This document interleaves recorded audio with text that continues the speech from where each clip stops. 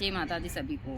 हर हर महादेव। मुझसे कुछ भक्तों ने पूछा था कि माता जी हमको साधना में आगे बढ़ना है, तो कौन कौन सी बातों का ध्यान रखना चाहिए, हमको किस प्रकार से वनस्पति, क्योंकि तंत्र में वनस्पति का बहुत महत्व है। यदि आप साधना के मार्ग पर आगे बढ़ रहे हैं तो आपको वनस्पति का ज्ञान होना भी बहुत ज़रूरी है, क्योंकि वनस्पति इसमें काफ़ी सहयोगी होती है।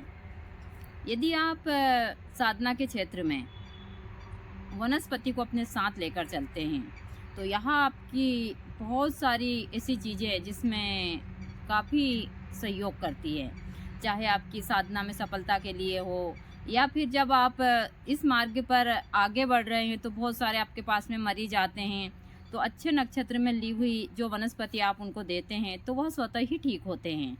और बहुत जल्दी यह जो सिद्ध करी हुई वनस्पति है यहाँ काम करती है। सब लोग समझते हैं कि हम गुरु से दीक्षा ले लें और साधना के मार्ग के ऊपर आगे बढ़ जाएं, ऐसा नहीं है। और आज के उसमें गुरु को भी इतना टाइम नहीं कि पूरी बात आप लोगों को विस्तार से बताए कि साधना के मार्ग के ऊपर जब आगे बढ़ते हैं आप तो गुरु से दीक्षा लेनी पड़ती है। गुरु से दीक्षा लेने के बाद में आपको गुरु मंत्र तो प्रतिदिन करते ही हैं, उसके साथ साथ यदि आपको साधना के क्षेत्र में आगे बढ़ना है तो जो साधना करनी है वह साधना आपको पवित्रता से उसको 21 दिन, 11 दिन या उससे 40 दिन, उससे भी आगे की करनी होती है। और ज़रूरी नहीं है कि आपको एक ही बार में सफलता प्राप्त हो जाए। और इस क्षेत्र में बहुत सारी चीज़ों का ध्यान भी रखना पड़ता है। जैसे कि आप साधना काल में होते हैं तो आपको साधना काल में जहाँ आप साधना कर रहे हैं उस स्थान का चुनाव करना बहुत ज़रूरी है। हमेशा साधक को एकांत में ही साधना करनी चाहिए। कभी भी किसी शहर, गांव या घर के अंदर, मकान के अंदर साधना नहीं करनी चाहिए। हमेशा किसी नदी के तट के ऊपर या फिर शमशान घाट में या पहाड़ पे निर्जल स्थान के ऊपर हमेशा साधक को साधना करनी चाहिए। पुराने से पुराने देवालय में जहाँ पर कोई नहीं जाता हो, जहाँ आपको कोई डिस्टर्ब ना करें। देखिए, साधना के जब तक आप साधना काल में होते हैं आपको बाहरी चीज़ों से बहुत बचकर रहना पड़ता है। जैसे कि खान पान का खास ध्यान रखा जाता है। बहुत सारे लोग सोचते हैं कि हम साधना के क्षेत्र में जो लोग या साधनाएं करते हैं मांस मदिरा, नहीं, साधक को इन चीज़ों का बहुत ध्यान रखना पड़ता है। साधना के क्षेत्र में आप है, चाहे कोई सी भी साधना कर रहे हैं, तो आपको खाने पीने का, रहन सहन का काफ़ी ध्यान रखना। एक साधक को हमेशा शांत रहना चाहिए, उसको क्रोध नहीं आना चाहिए। हमेशा साधना काल में रहे तब तक ब्रह्मचारी का पालन करना चाहिए। दूसरा, उसको बाहरी व्यक्ति से बहुत कम, दिन में एक आध बार ही मिलना चाहिए। जब तक वह साधना काल में रहता है उसको हर एक चीज़ का ध्यान रखना बहुत ज़रूरी होता है। साधक को दोनों टाइम साधना के समय प्रति स्नान करना चाहिए, साफ सुथरे कपड़े पहनना चाहिए, एक टाइम खाना खाना चाहिए। चाहे वह कभी भी एक टाइम बना ले खाना खाने का, क्योंकि जब साधक ज़्यादा खाना पीना खाता है तो बार बार उसको शौचालय जाना पड़ता है, बहुत सारी चीज़ें, फिर स्नान करना होता है। इसका भी एक चीज़ होती है कि हम अभी ठंडी का टाइम चल रहा है, अब हम तो आरती करते तो दोनों टाइम नहाते चाहे कितनी भी ठंडी हो, लेकिन मान लो ऐसी स्थिति बन गई तो आपको कटी स्नान कर। कटी स्नान का मतलब होता है कि कमर से नीचे नीचे का स्नान, उसको बोलते हैं कटी स्नान तंत्र में। और हर एक साधक, हम जब भी मतलब बाथरूम वगैरह जाते हैं, जब यहाँ रहते हैं आश्रम के ऊपर, तो हम वही चीज़ें करते हैं, क्योंकि हमको बार बार मंदिर में जाना होता है तो हम वहाँ कटी स्नान, हाथ पैर धोते हैं। मतलब महिलाएं, मैं महिला हूँ तो मैं हाथ पैर धो लेती, गुरुजी भी यही करते थे। तो हम कटी स्नान जब भी बाथरूम जाते हैं, लेटरिन जाते हैं, मान लो स्नान कर लिया तो वह स्नान हम कर लेते हैं, तो इसको बोलते हैं कटी स्नान। बहुत सारे भक्त ने मुझसे पूछा था कि माता जी कटी स्नान क्या होता है, तो इसी को बोलते हैं कटी स्नान। यदि आप साधना के, आज थोड़ी सी मुझे सर्दी जुकाम है क्योंकि थोड़ा सा यहाँ का मौसम परिवर्तित आज हुआ है। दिन में गर्मी होती है, रात के समय बहुत ज़्यादा ठंडी होती है, इसके कारण आज मुझे हल्का सा जुकाम लग रहा है। और कुछ मैंने नींबू वगैरह भी खा लिए थे तो उसके कारण भी मुझे लग रहा है। नींबू है, अभी जैसे मूली वगैरह, गाजर, जो भी हरी चीज़ें, इसके कारण अभी साल भर में एक आध बार होती है। तो इस टाइम के ऊपर अब मुझे 1 साल के बाद अभी हल्की सी हुई है, शायद कल तक थोड़ी सी तबीयत उस हिसाब से हो जाए। अभी मैं आज 2 दिन के लिए कुछ नहीं लूँगी, फिर उसके बाद कुछ काढ़ा उड़ा लूँगी, क्योंकि अभी हम लेंगे तो यह रुक जाएगी। सर्दी जुकाम का होना भी बहुत ज़रूरी होता है। तो आप लोगों को तंत्र के क्षेत्र में आगे बढ़ रहे हो तो इन चीज़ों का ध्यान रखना बहुत ज़रूरी होता है। वनस्पति लेते समय हमें बहुत सारी चीज़ों का ध्यान रखना पड़ता है। जैसे वनस्पति को हमको 1 दिन पहले निमंत्रण देना होता है, फिर हम स्नान कर कर नहा धोकर 1 दिन पहले जब हम निमंत्रण देते किसी को बिना बताए हमको निमंत्रण देना होता है। दूसरे दिन सूर्य उदय से पहले यानी कि थोड़े थोड़े ब्रह्म मुहूर्त में हमको वनस्पति को लाना होता है। फिर उनको धूप दीप कर कर जो उनके मंत्र से अभिमंत्रित कर कर फिर उनको हम काम में लेते हैं। तो वह काफ़ी चमत्कारी प्रभाव दिखाती है हर एक क्षेत्र में। तो वनस्पति के भी बहुत सारे प्रयोग हैं और वनस्पति सम्मोहन, वशीकरण, आकर्षण, चाहे उसका आप अंजन बनाओ या और किसी कार्य के लिए लो, बहुत ही चमत्कारी प्रभाव दिखा। यदि आपको साधना के मार्ग के ऊपर आपने वनस्पतियों की साधना कर ली और इस क्षेत्र में आप आगे बढ़ गए तो आप कभी भी नहीं हारोगे।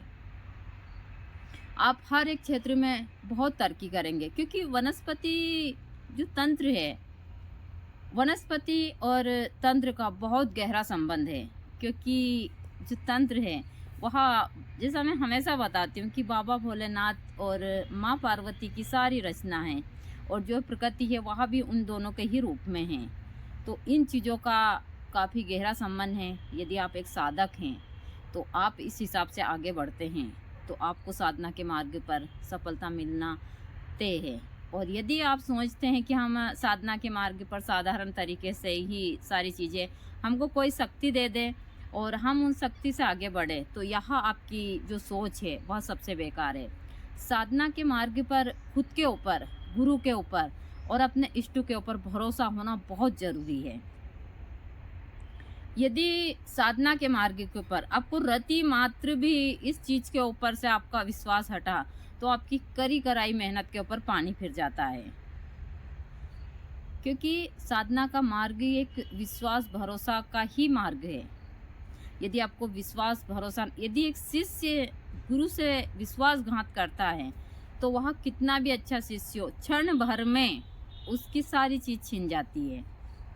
वह चाहे कहाँ भी हो लेकिन वो जीरो हो जाता है। यह चीज़ आप देख लीजिए। कभी भी गुरु, चाहे गुरु कितना भी क्रूर क्यों ना हो, कितना भी खराब क्यों ना हो, शिष्य को हमेशा ईमानदार रहना चाहिए। यदि एक शिष्य साधना के मार्ग के ऊपर गुरु से छल कपट बेईमानी और वह सोचता है कि हम गुरु से सिर्फ सारी चीज़ें प्राप्त करने के लिए ही जुड़े हैं, तो आपको सिर्फ जीवन में छल के अलावा कुछ भी नहीं मिलेगा। आप तो कर लेंगे उनसे छल, गुरु का कुछ नहीं बिगड़ना है, लेकिन बिगड़ना आपका ही है। आप जीवन में कुछ भी नहीं कर पाओगे। दूसरा, साधक को कभी भी साधना के मार्ग के ऊपर गलत कार्य नहीं करना चाहिए। किसी की, दूसरे पुरुष की महिला के ऊपर गलत दृष्टि नहीं डालनी चाहिए। दूसरे के धन के ऊपर अपनी सारी चीज़ें नहीं करनी चाहिए। ज़बरदस्ती किसी की ऐसी क्रियाएं नहीं करनी चाहिए जिससे कि साधक को नुकसान हो। इन चीज़ों का यदि आप महत्व रखते हैं तो आपको 100% साधना के क्षेत्र पर सफलता प्राप्त होती है। लेकिन यह बात भी मैं बोल देती हूँ कि आज के उसमें मुश्किल से 5% भी ऐसे साधक नहीं है जो इस क्षेत्र, क्योंकि सभी लोग साधना इसलिए करना चाहते हैं, बहुत कम लोग, जैसे मैंने बताया 5% लोग हैं जो चाहते हैं कि हम मोक्ष की ओर जाएं और साधना करें। हमको ईश्वर से कुछ नहीं चाहिए, सिर्फ हमको मोक्ष चाहिए। यदि हमारे पास कुछ होगा तो हम जनहित का थोड़ा बहुत भला जितना हो जाए रति मात्र वह करेंगे, बाकी हम सिर्फ मोक्ष के लिए कार्य करेंगे। तो आप सोचिए, आपको यह साधना का मार्ग पता नहीं कहाँ पहुँचा देगा। लेकिन ऐसे साधक होते नहीं हैं। मेरे पास कई लोगों के फ़ोन आते हैं, वह यही कहते हैं सभी कि माता जी हमको, हमारे ऊपर बहुत सारा कर्ज है तो हम साधना करना चाहते हैं और बहुत सारी चीज़ें। तो वहाँ लोग बहुत बड़े भ्रम में हैं और बाकी के लोग भी उनको भ्रम में डालते हैं ना कि आप यक्षिणी साधनाएं कर लीजिए, प्रेत साधना कर लीजिए, आपका घर स्वतः ही धन हो जाएगा।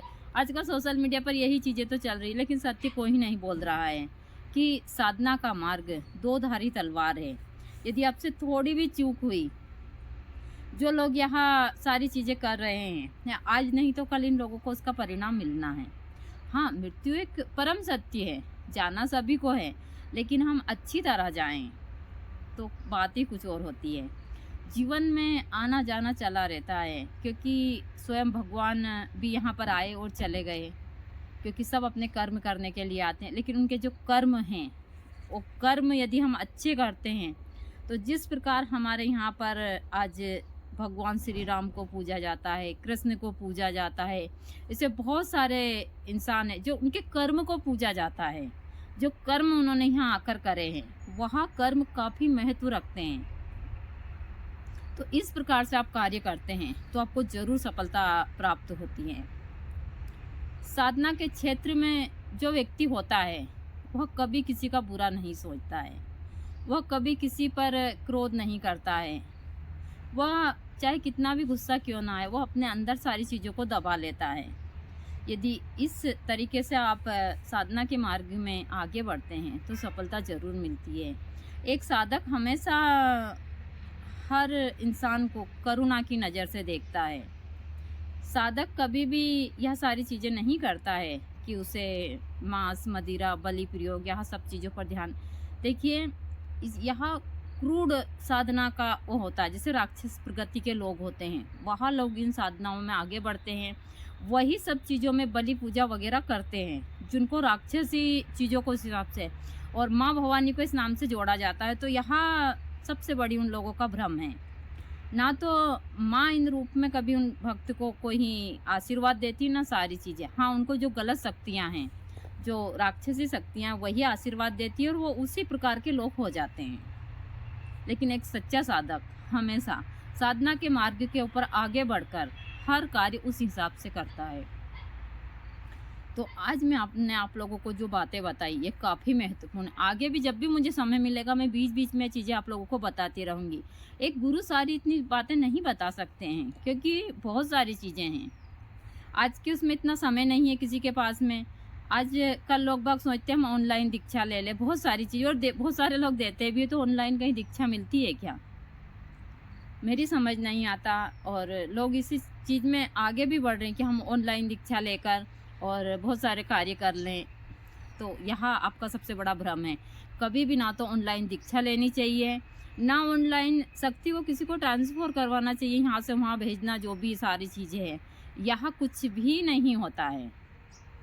जो आपके अंदर यहाँ खुद की शक्ति है, यदि यहाँ बहुत सारे कार्य करती है, तो आपके कार्य स्वतः ही हो जाते हैं। आपको अपने आप के ऊपर, अपने गुरु पर, अपने इष्ट के ऊपर भरोसा है, तो आप साधना के मार्ग में ज़रूर आगे बढ़ते हैं, तो आपको सफलता प्राप्त होती है। मेरी बातें बहुत सारे लोगों को अच्छी लगेगी, बहुत को बुरी लगेगी, लेकिन यह 100% सत्य भी है। इन चीज़ों का आप ध्यान देते हैं तो आपको काफ़ी सफलता प्राप्त होती है हर एक क्षेत्र में। साधना का मार्ग हमेशा आपसे बहुत सारी इस प्रकार की चीज़ें मांगता है। यदि आप उनको देते हैं तो वह आपको हर एक क्षेत्र में सफलता, जैसे कि आपके बहुत सारे शौक आपको छोड़ने पड़ते हैं, आपकी बहुत सारी चीज़ों में आपको उस हिसाब की चीज़ें, हमको आज मुझे किसी चीज़ का कोई वो नहीं, ना लालच है ना मोह है। हाँ, कर्तव्य है, वह मैं कर रही हूँ। लेकिन एक साधक को ऐसा नहीं है कि नहीं मेरे पास में गाड़ी, बंगला, घर, ऐसो आराम नहीं। वो ज़मीन मिल जाती, ज़मीन पे सो जाता है, खाने को एक टाइम मिलेगा ठीक ही है।